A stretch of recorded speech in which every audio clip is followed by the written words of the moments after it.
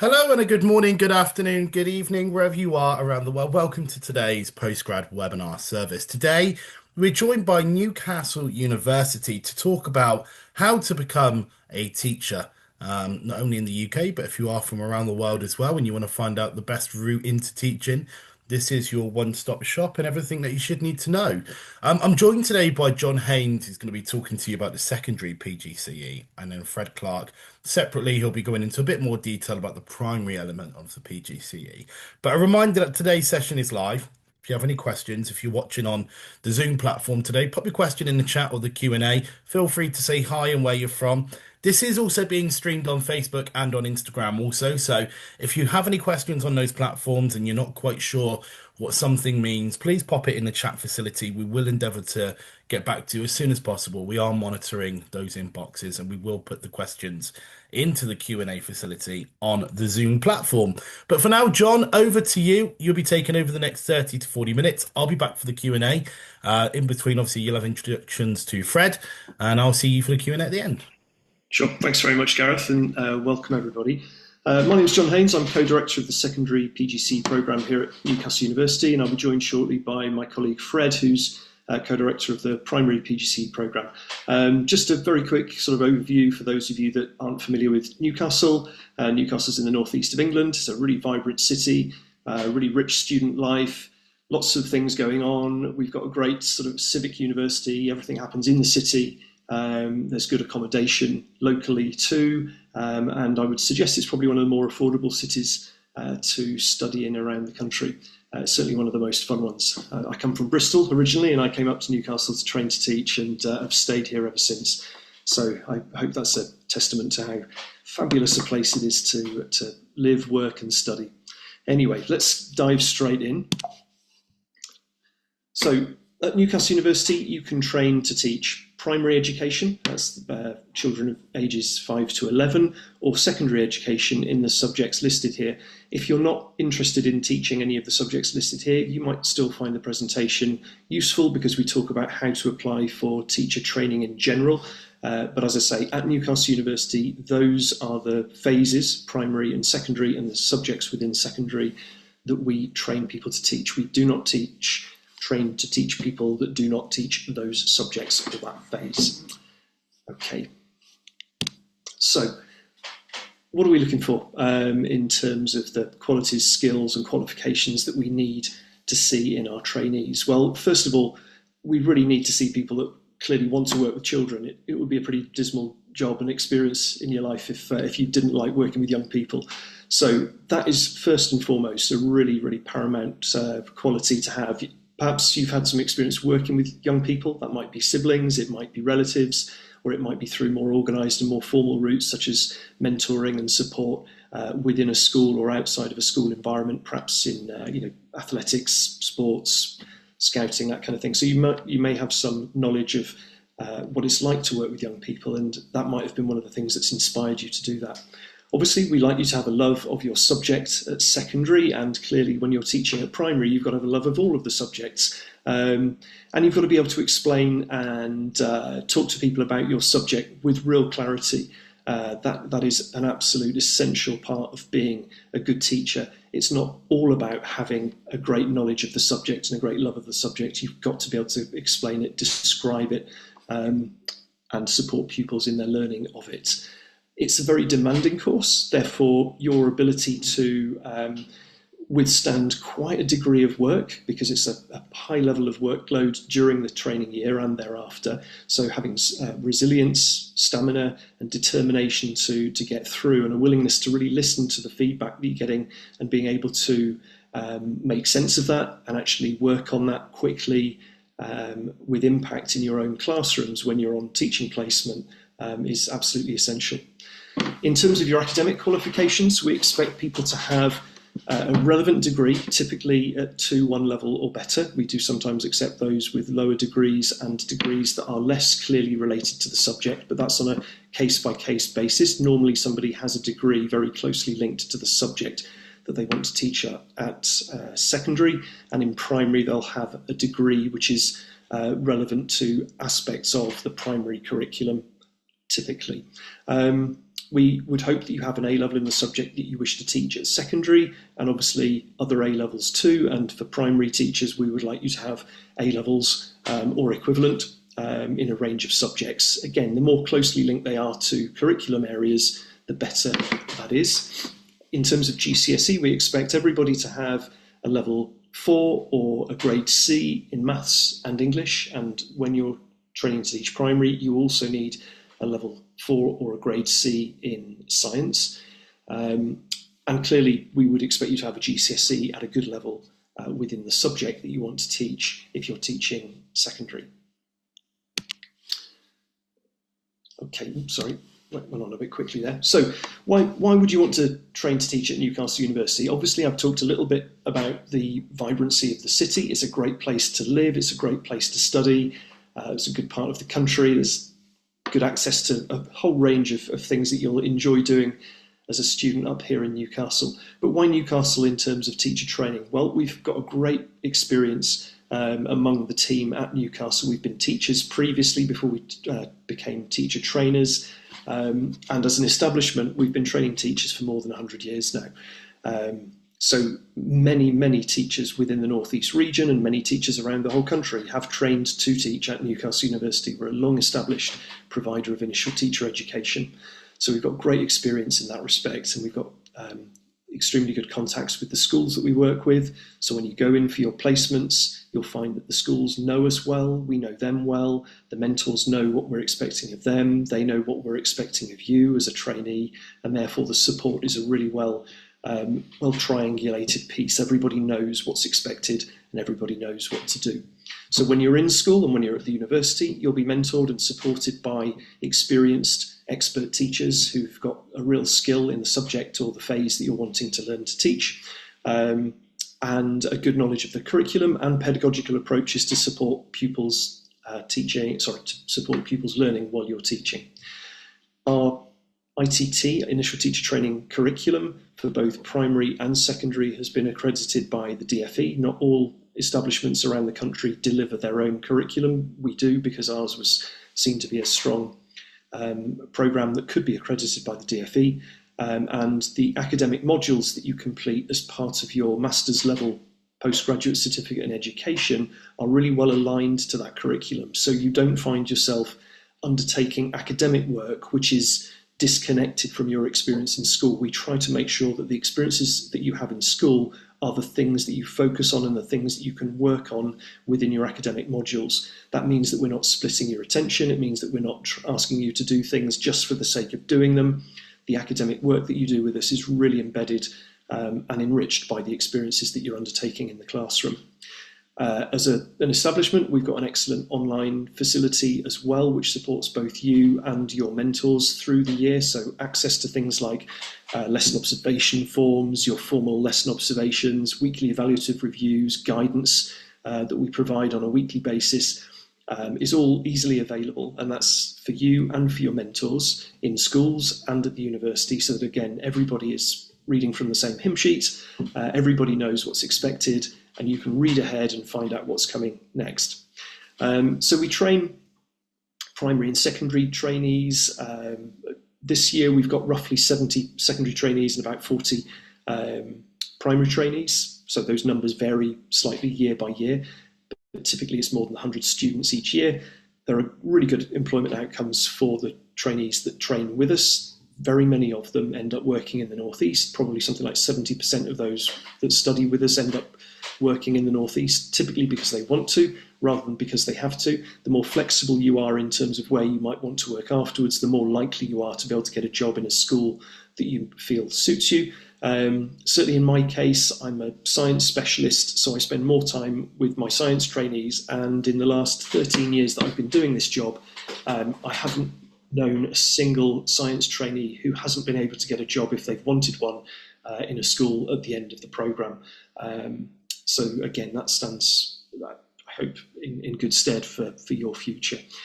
Our course, unlike some courses, ends in time for you to fulfil commitments to the school that you perhaps get a job at. So typically, initial teacher training programs have to have you in placement for 120 days plus 20 days of intensive training and practice.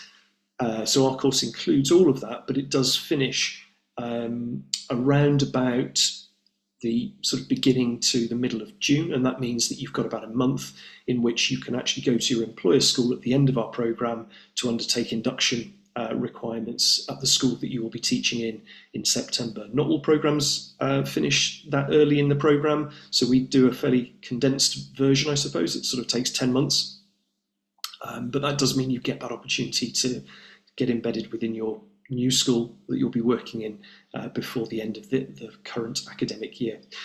For those of you that are thinking of applying and you've undertaken an undergrad course at Newcastle University, there's also a 20% alumni discount that's available to you. So the fees that you would pay as an alumni are reduced as a result of studying undergrad at Newcastle. Over to Fred for a quick summary of what the primary programme looks like.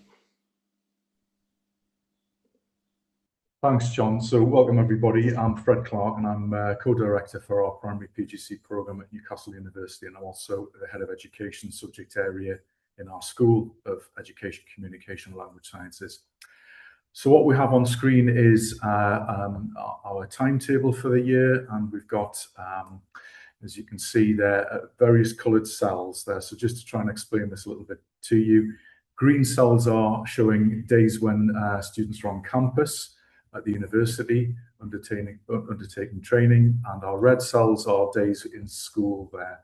And just to say, as John's touched on there, our programme's accredited by the DFE, and our programme meets the statutory guidance by the Department for Education and Skills in terms of the initial teacher training early career framework. So that's there to equip all teacher trainees with a shared body of knowledge, irrespective of subject or phase. It's designed to emphasise the importance of high quality teaching. It really sets out the minimum entitlement of experience.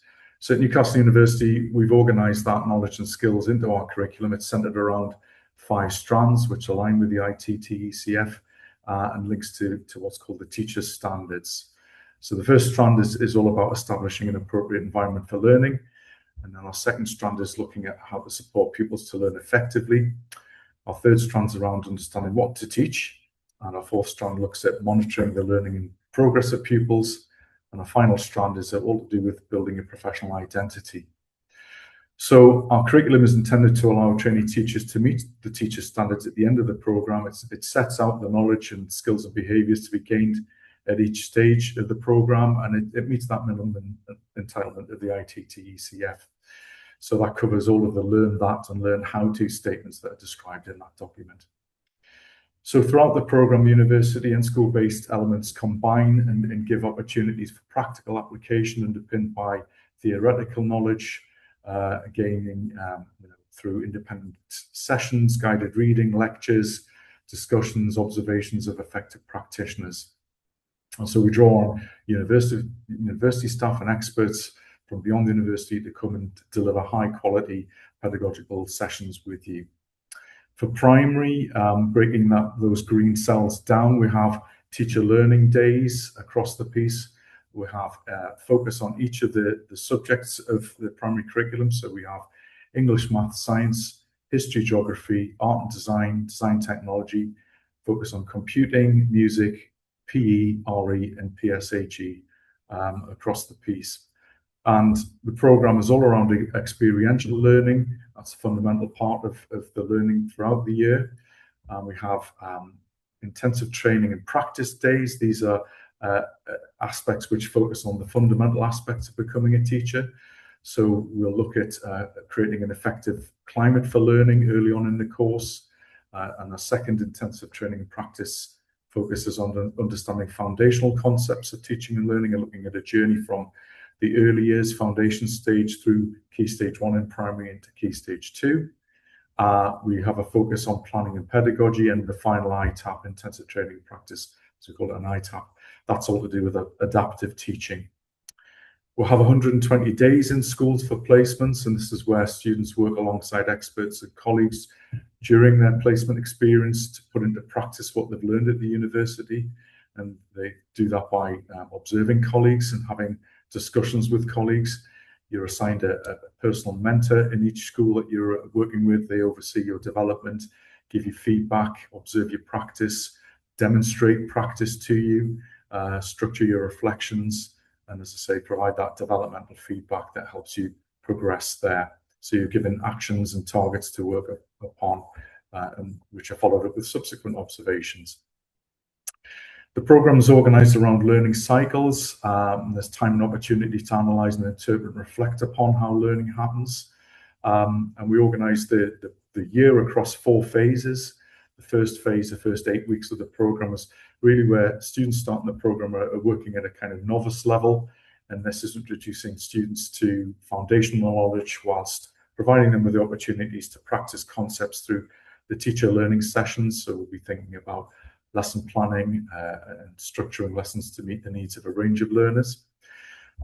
Subject lessons go alongside the teacher learning days, and we have various tasks and activities that integrate theory and practice. The second phase moves from the novice to securing the advanced beginner stage, and this is where on placement students start to apply the concepts that they've experienced through the school-based curriculum, having opportunities to practice what they've been understanding in university, working alongside those expert teachers in the class there, building their foundational knowledge. The third phase is our second term, and that's where we're moving from advanced beginner to the competence strand, building further knowledge based on those placement experiences and extending knowledge and embedding practice further there. And then the final phase, the third term there, you can see it's almost entirely school-based, and that's an opportunity to consolidate and refine the knowledge and practice that really does impact on pupil learning. And the final 8 weeks of that placement is operating at an 80% timetable. So you're really experiencing what it's like to be the classroom teacher as you complete the programme and demonstrate your skills, knowledge and understanding at the level expected of somebody who's a qualified teacher, an early career teacher in actual fact. And that prepares you for your early career teacher experience as 2 years of induction follow the programme. And so you complete the programme at the level that you'd be expected to be working at once you complete the programme and into your early career profession. I should say the placements, you'll have a Key Stage 1 placement working with children aged 5 to 7. The Key Stage 2 placement is the 7 to 11 bracket. The order of that varies depending on the placement offers that we have. But we work with a range of schools across the northeast, so not just in Newcastle city centre, but across the local authorities nearby. So we work with North and South Tyneside, Northumberland County Council, Gateshead. Sometimes we work with schools in Durham as well. So there's a range of experiences. You'll get the opportunity to work in different schools, contrasting experiences across the year. So it's not just one experience you have in school. I think that's pretty much it in terms of a coverage for primary. So if I hand back over to John, he'll tell you a little bit about the secondary programme.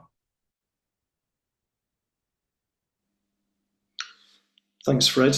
Okay, folks, so secondary programme has similar elements but laid out slightly differently. So you can see we've got the same green days, which are university-based days, red days, which are school-based days when you're on your placement schools, and then we have these sort of salmon pink coloured days. The alternative colours there are when we're in schools as larger groups of students rather than being in schools independently working. We'll be in schools on these intensive training and practice days where we're working in larger groups, sometimes subject groups, sometimes teacher learning groups, to really focus in on key aspects of the initial teacher training programme that we have structured for you. So you can see that on secondary, we also have what we call teacher learning days. These are the cells that have a T in them. So those days see you working typically in mixed groups. On a teacher learning day, you'll typically experience a keynote lecture at the beginning of the day, quite interactive. So we're not sort of literally talking to you, we're talking with you as a large cohort, and then we break out after that initial keynote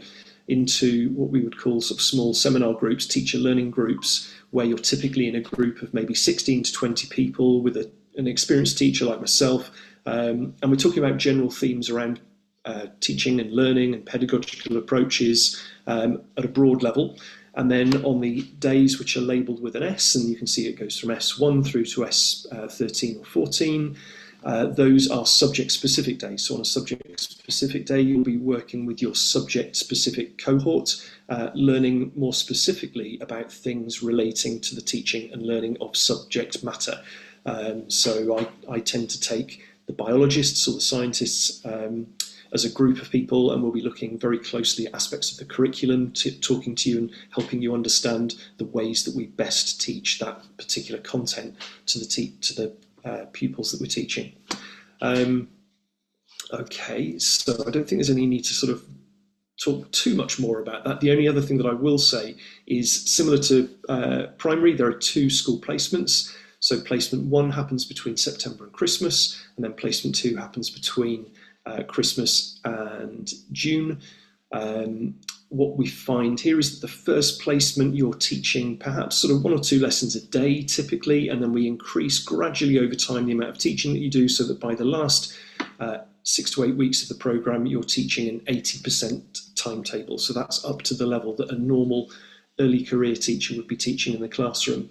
This is why it's quite a heavy demand to a course. It's not like your typical postgrad program where you might just be coming into the university and learning at your own speed about something. Because there's a really vocational, practical element to this program, you have to be able to manage academic work alongside a really intense period of planning lessons, teaching lessons, assessing pupils' work throughout the year, and that amount of work increases quite considerably as that period of time goes by. I don't want to put people off by saying that, but you need to be understanding of the commitment that you have to make to becoming a teacher.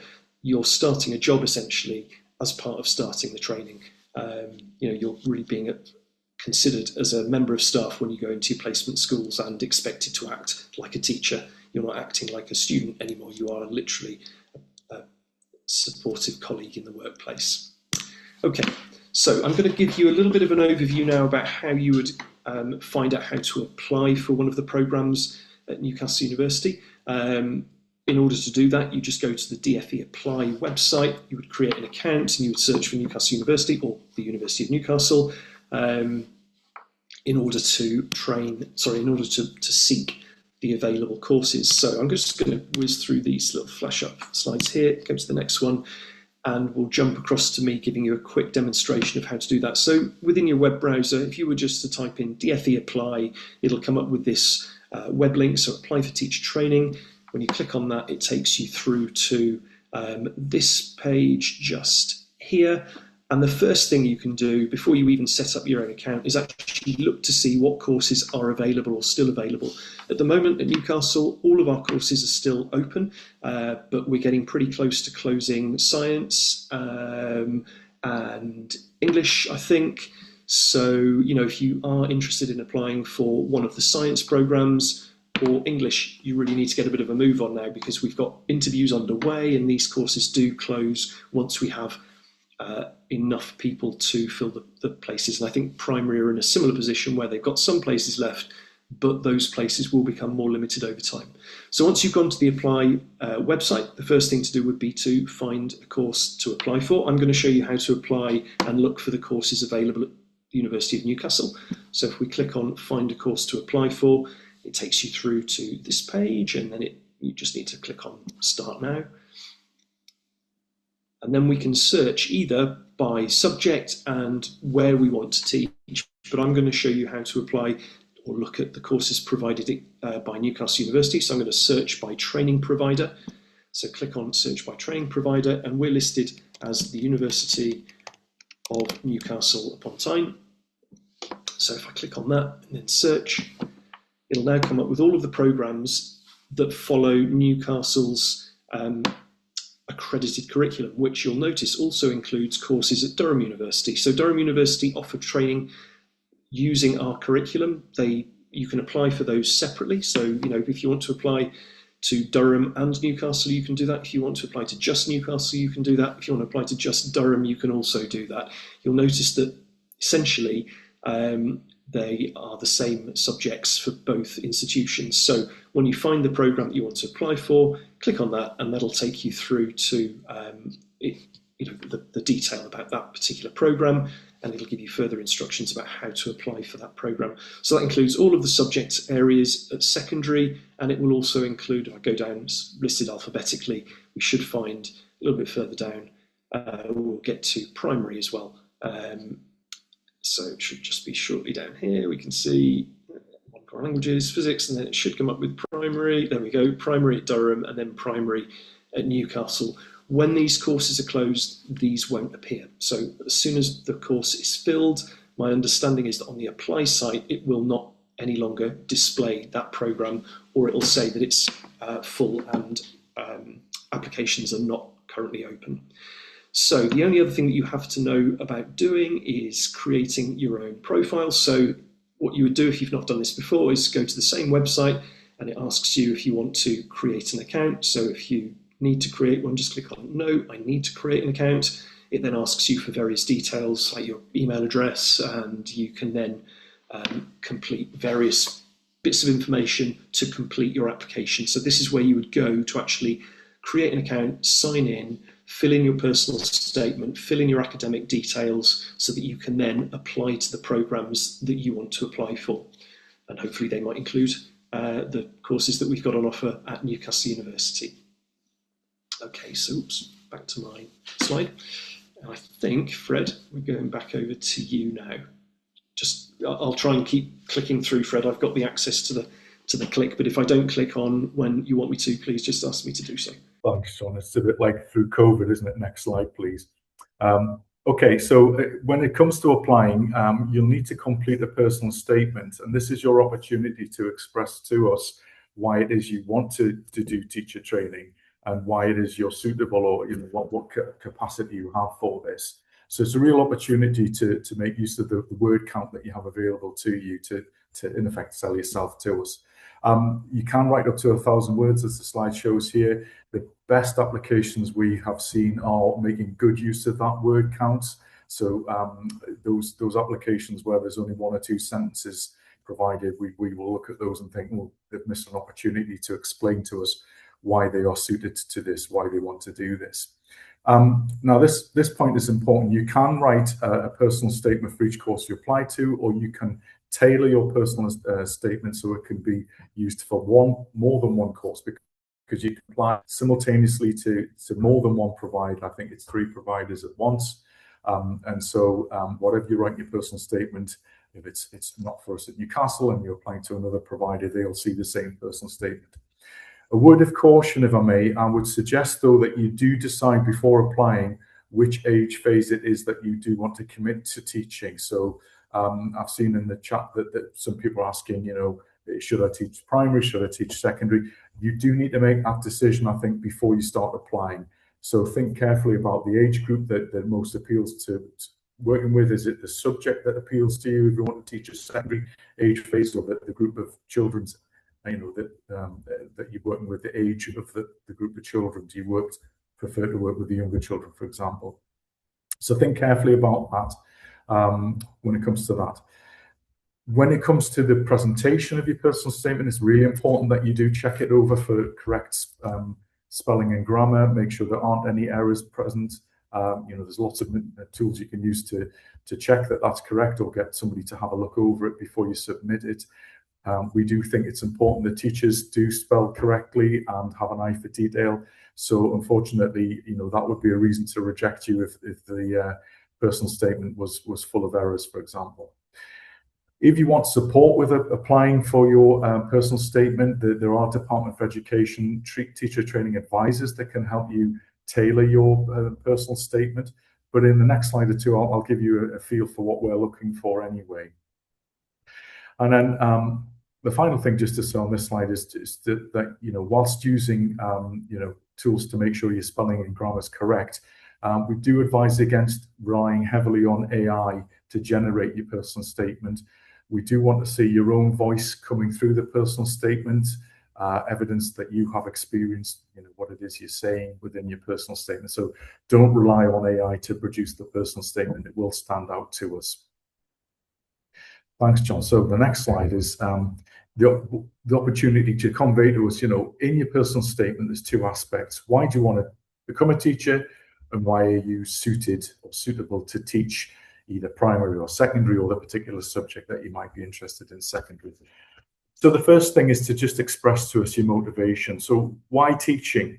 And it may be that you're interested in working with children or youngsters, but there are lots of jobs involved in working with children and youngsters. So why teaching in particular? What's distinctive about teaching that appeals to you? Are you passionate about the particular subjects?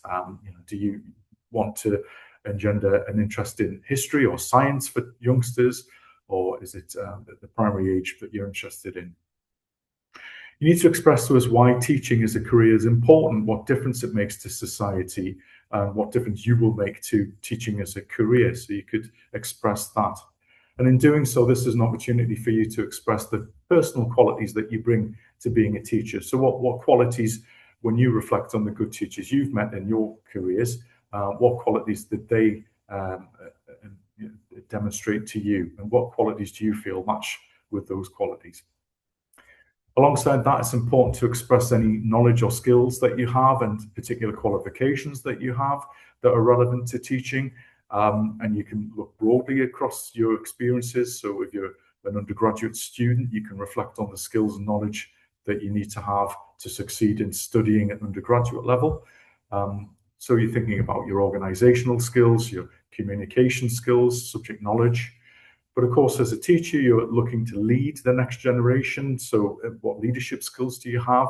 Maybe you've been involved in working with youngsters in contexts beyond school settings, volunteering, and so on. So any experiences you've had working with youngsters in the school or in other settings is important to convey to us.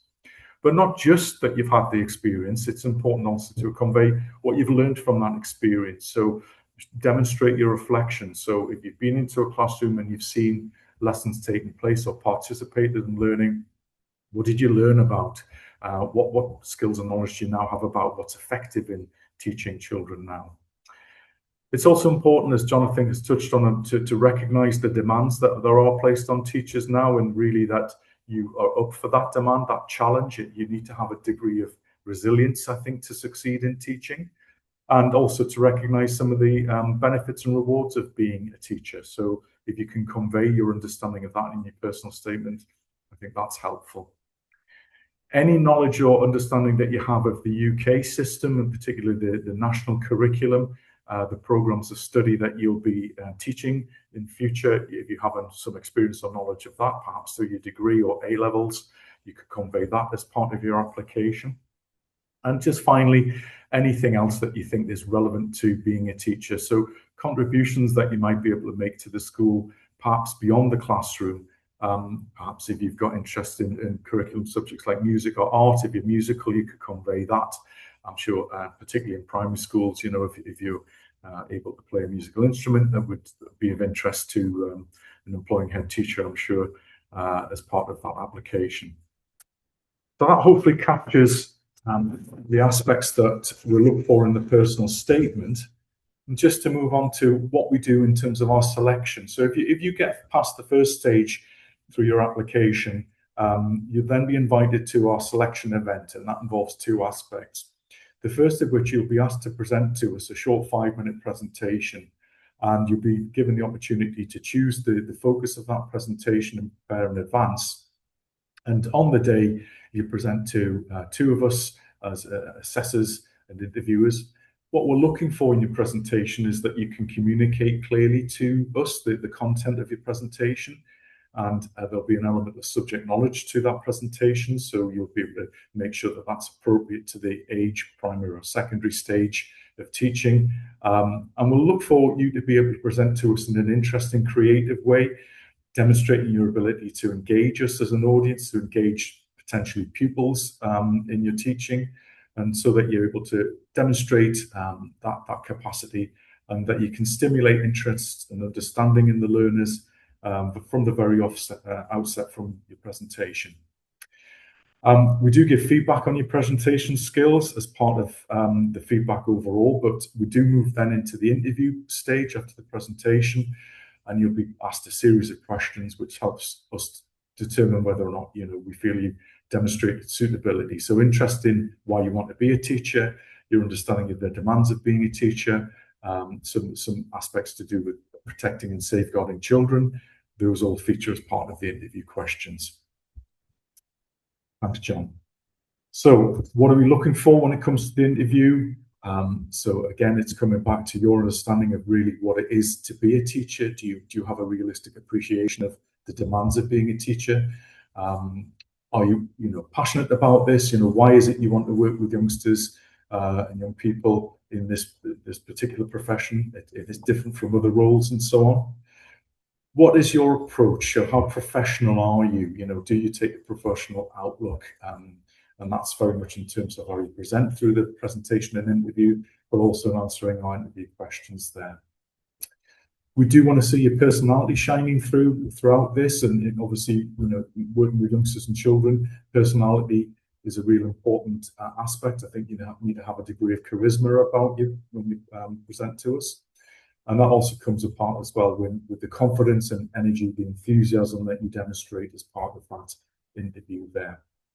And finally, just that you really are up for the challenge of being a teacher, going back to that realistic appreciation of what the demands are of being a teacher. You understand that and you're up for it, and that's really the strength of the application, let's say.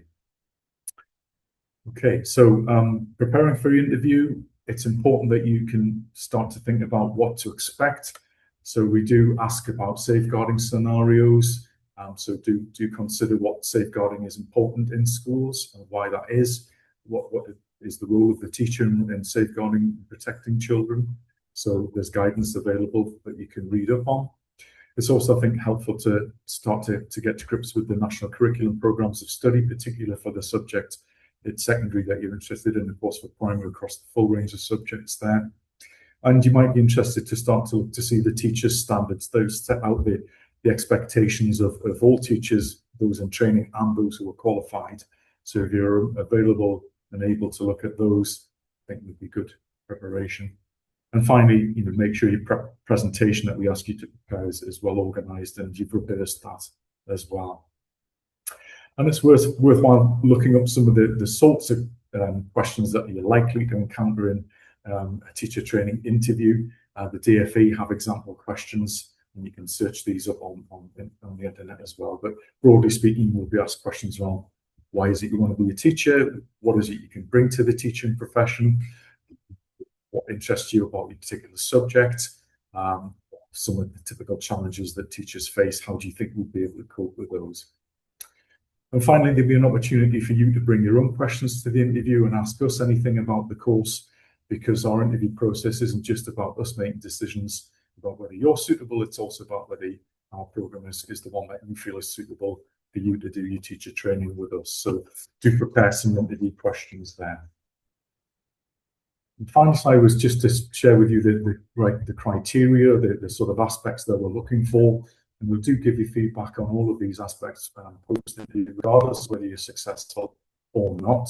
And that's in the interest of giving you the opportunity to apply successfully in the future, either to ourselves or to another provider, and succeed in your ambition of becoming a teacher. So your ability to communicate in standard English, we look at the standard written English in your personal statement, but also your oral communication. We need to have some understanding of your skills as a teacher in the making. You're not obviously a teacher yet, but do you have an understanding of pedagogical strategies, the methods and strategies to become a teacher in the classroom? Clearly, you need to have some understanding of subject knowledge, so particularly the subjects that you want to teach at secondary. Can you demonstrate some of those aspects, perhaps in the presentation or through your application there? And also the transfer of general subject knowledge across various contexts there. We want to understand and see that you have an understanding of education, so considering educational issues, current topics and themes within education and the demands of being a teacher in school these days will be something we'd look at. And we're interested in the quality of your thinking, so your analytical thinking, your reflections on practice or experiences that maybe you've had, your understanding of concepts. Those are other aspects we would look at. And the final and key one is your personal attributes and skills. So that charisma, that capacity to engage learners, and engage us in your interview. Those would be criteria we'll be looking to give you feedback on as well.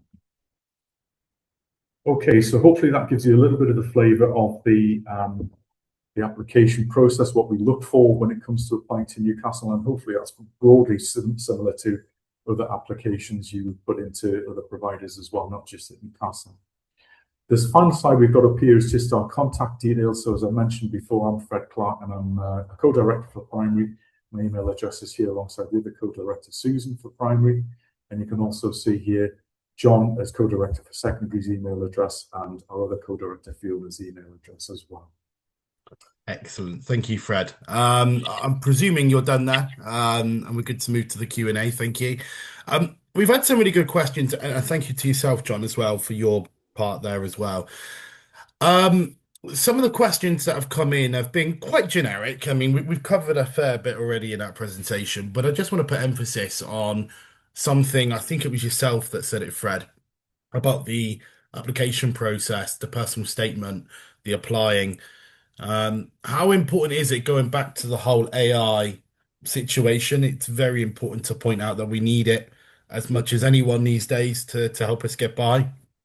It doesn't overtake their application, because it's very transparent and very obvious, isn't it, that when they're using these platforms, it's not them.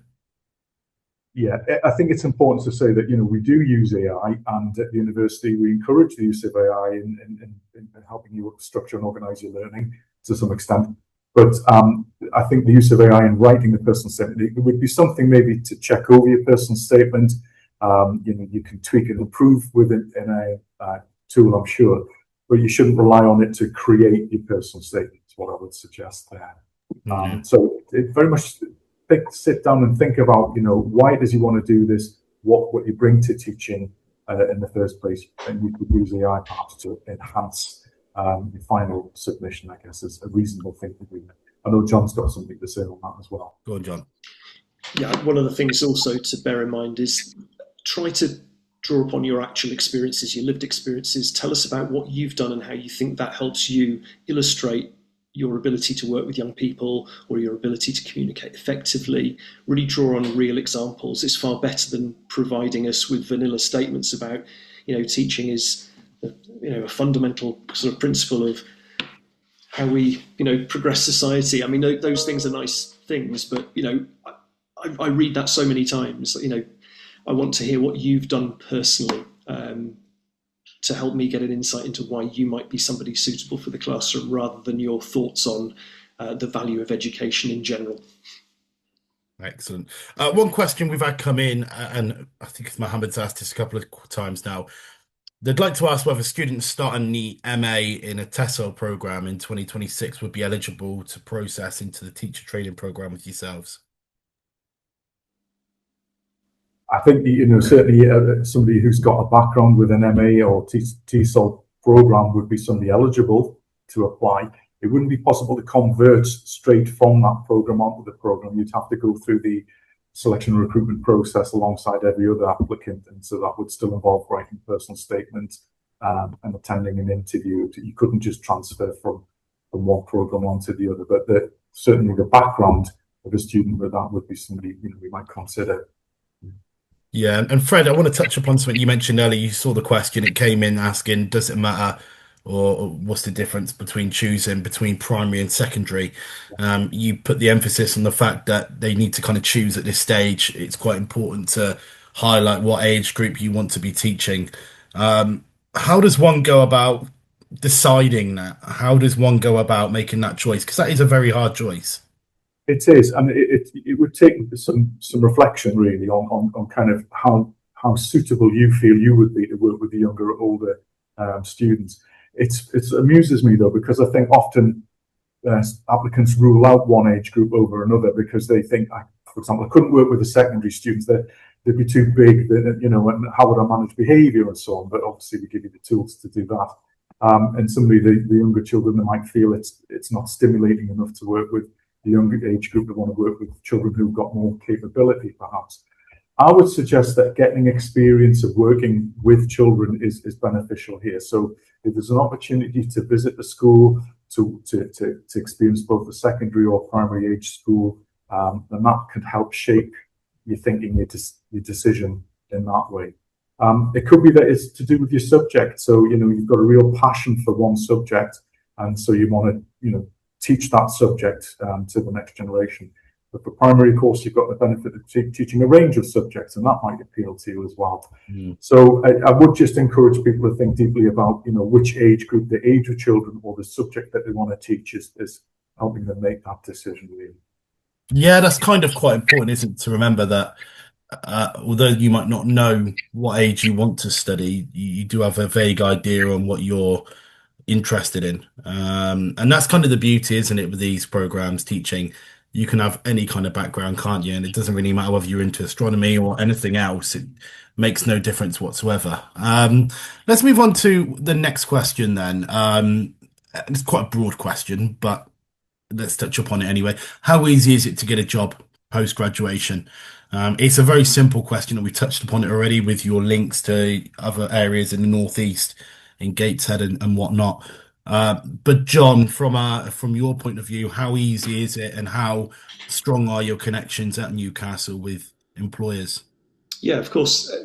Any employment process will, put you up against any other applicant to that particular school. But we've got great links with the schools that we work with. As I mentioned earlier, about 70% of our trainees end up working in the Northeast, and probably something like 50% of our trainees end up working in schools that we use as placement schools.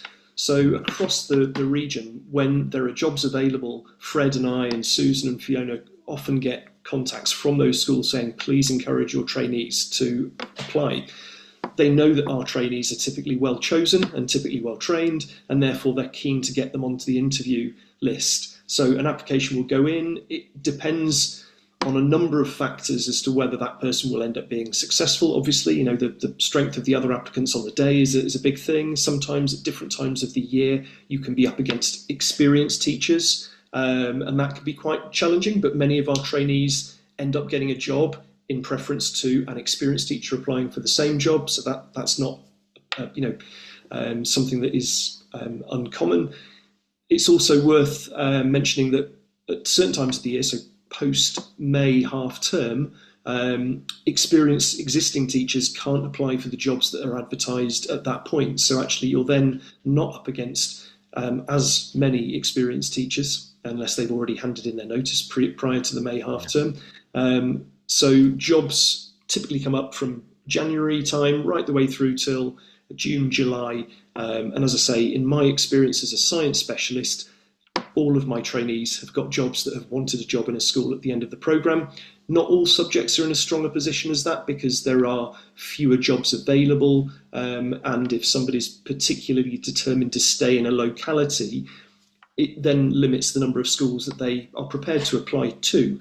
So it's not necessarily that there aren't the jobs out there, but their personal circumstances mean that they're not available to apply for jobs elsewhere in the country. If you're flexible, and you've got a teaching qualification from Newcastle, there will be a job somewhere around the country that's wanting your specialism. I'm absolutely certain of it, and therefore you stand a very good chance of getting an opportunity to succeed in that interview. Yeah, absolutely. It's people all over the country, schools all over the country crying out for more teachers and qualified teachers also. You mentioned the UK there. Will this, and this was a question that came in earlier, will this kind of education be useful for outside of the UK? So if they wanted to take their teaching qualifications to, let's say, the Middle East or to somewhere else in Europe, Sure. Would they be able to use that? Would that have the same standing as another qualification that they might need to take? Yeah, so as a UK national, if you're applying to do teacher training, you should have the intention, and this is a government stipulation, you should apply with the intention of teaching in a state school in England as your first teaching job. That's not something that is an obligation, but that's an expectation, and that's part of the sort of package that allows the government to offer bursaries and incentives for people to train to teach in certain subject areas.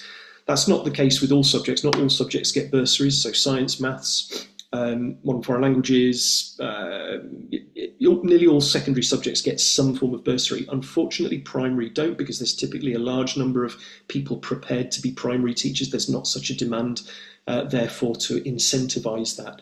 But if you therefore get a bursary, you have to make the commitment to teaching in an English state school as your first port of call. That isn't an obligation, though. You don't have to, but that's what you should intend to do. However, there are times, and I've had trainees who last year, the year before, qualify with us and then get a job overseas. I've got a current trainee who started with the intention, and I believe it was the good intention, to teach in a UK school, but she's actually got a job ready lined up for next year to teach in Oman as a science teacher. She's a really great teacher. I hope she comes back to the Northeast at some stage, but she was interested in working overseas as part of the things that she was looking at doing, and a school was really keen to get her, and they've offered her a really good package. So she'll be working in Oman starting in September. Yeah, so many different options. That's great. Christian, can I come to you at this point, just with a kind of funding bursaries hat on? It's more of an admissions type question. People have been asking, what bursaries can I get? What funding opportunities are there? I know you've put a link in the chat, but if you can just tell people while they're watching live how that process will go and what they can expect. Yeah, thank you for that. So the around bursaries and scholarships, generally these amounts are set by the Department for Education. As John's touched upon, a large number, but not all programs do have a bursary attached to them. Alongside bursaries, there are some subjects such as physics, computing, chemistry, and some modern languages, for which there are other institutions which will offer scholarships for these, which you would apply, scholarships which you would be able to apply for you to help fund your teacher training on those programs. As I said, there is a link in the chat if you're able to see that.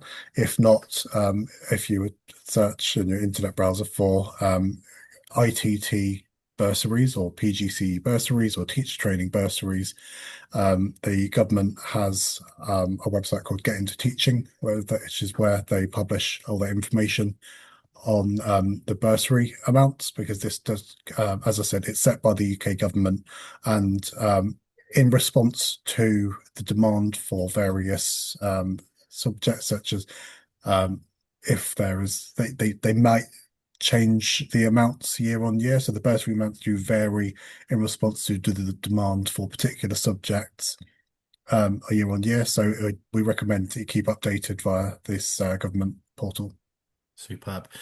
John, Fred, just finally to wrap up, we heard about the application process earlier, what a student can expect to go through and what to do and what not to do. How long typically does that process take? Because obviously it's different perhaps to other programs where you have got safeguarding, you've got all these various different things that they'll need to look into. But how long typically can the student expect from applying all the way through to actually enrolling and ending up at Newcastle? Fred, you okay for me to lead on that one? So we try to process applications as quickly as possible, but we do have a large number of applications coming in, some of which are easier than others to process. So if your academic background is clearly suited to the programme that you're applying to, that can help speed things up. If you've got a degree that's slightly less closely related, we might have to look into the script and the modules that you studied as part of that degree. If your degree isn't very closely related at all, sometimes there's an opportunity to do a subject knowledge enhancement programme, and that allows us to make you an offer despite you not having a degree as closely related as it might be. But again, there are various requirements that we have to look into there to see whether you're eligible. The other point around subject knowledge enhancement is that the programs that are offered can take anything from 12 to 28 weeks to complete, and therefore if you're applying at this late stage and we expect you to do a 28-week program to meet the requirements, there isn't time to do it. So we may not be able to offer you a place simply because the timing isn't right.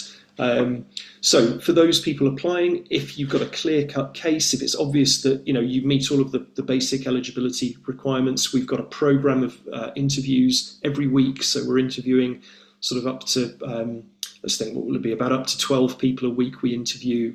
And that's a rolling program.